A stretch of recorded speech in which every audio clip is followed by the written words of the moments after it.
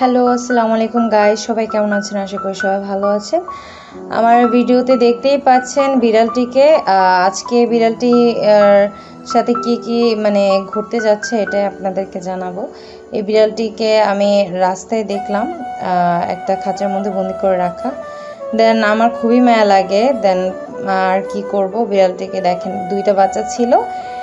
একটা বাচ্চা তাও মোটামুটি সুস্থ ছিল, বাট যে বাচ্চাটাকে আমি দেখাচ্ছি দেখেন এই বাচ্চাটা অনেক অবস্থা খারাপ। মানে ওর দুইটা চোখই পুরোপুরি বন্ধ ছিল, আর হলো এত পরিমাণের মানে শুকিয়ে গেছে, মানে পুরো হাড় গোড় পুরো বের হয়ে গেছে, মানে শরীরের পুরোটা কতগুলো যে হাড় সব দেখা যাচ্ছে।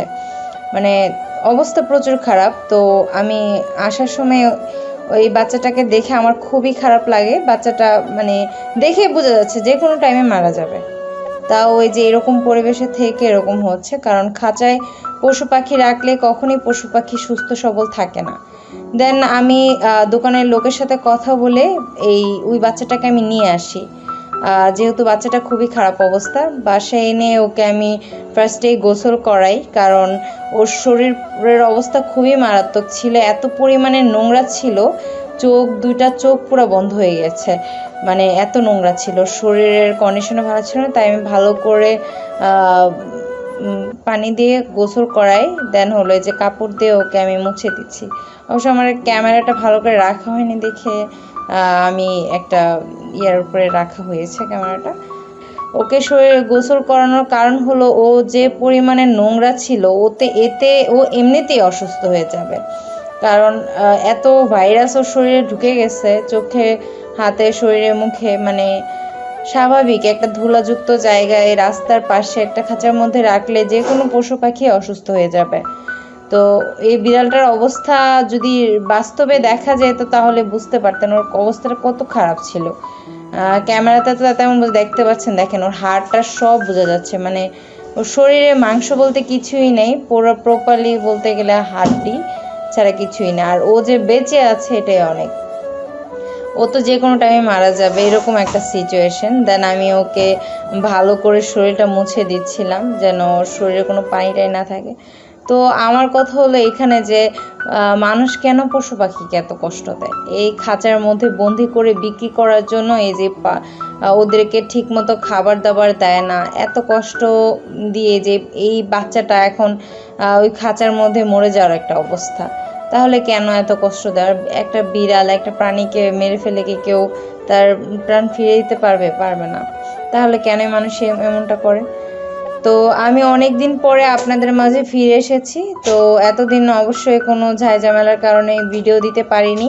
তো ইনশাল্লাহ এখন থেকে রেগুলার ভিডিও দেওয়ার ট্রাই করব। আর আমি আশা করি আপনারা পাশে আছেন এবং আমাকে সাপোর্ট করবেন।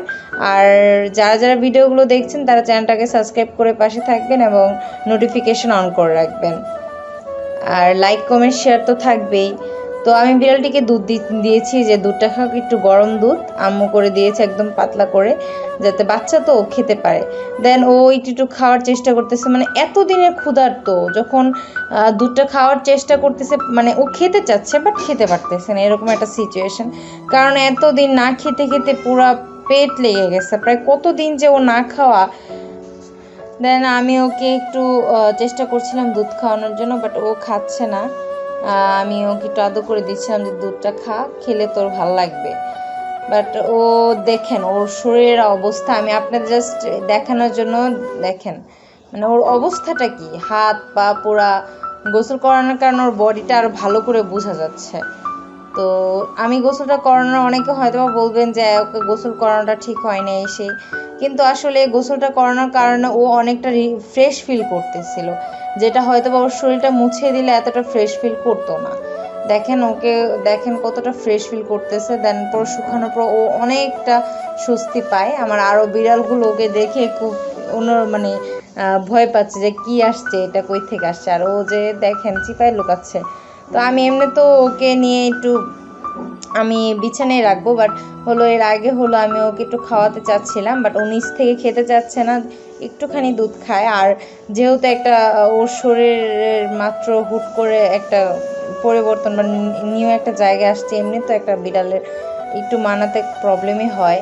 তো কেয়ার করার পরে আমি এমনি তো সকালে ওকে ভেটের কাছে নিয়ে যাওয়ার একটা প্ল্যানিং ছিল, যেহেতু রাত স্বাভাবিক এখানে ভেটের কোনো সুযোগ সুবিধা নেই যেহেতু, আর আমি এতটা ইয়াও করিনি যে সকালে নিয়ে যাবো। দেন ওকে আমি ফ্রেশ ট্রেশ করে আমার সাথে ওকে দেখেন শুয়ে রাখছি। ও এত পরিমাণের ভাল লাগতেছিল ওর, মানে আমার সাথে একদম লেগে আমার কাপড়ের নিচে এসে শুয়েছিল, একদম ওর এত ভালো লাগতেছিল। দেখেন এত কিউট লাগতেছে, আর ও মনে হয় আমার কাছে এসে অনেক বেশি বেশি আনন্দ ফিল করতেছিল, মানে একদম। আর আমি ঘুমায়ও পুরো শেষ, আর একটু একটু করে মানে ও যে ডাকছিল ওই ডাকারও পর্যন্ত শক্তি ছিল না। আর আমার টাইসন তো আছেই, ওকে দেখে আমার পাশে এসে শুয়েছিল, পরে আমি টাইসনকে ওর কাছে দিয়ে দিছি, মানে টাইসনের কাছে ওকে দিয়ে দিছি, কারণ টাইসনের শরীরের ওম পাবে ও।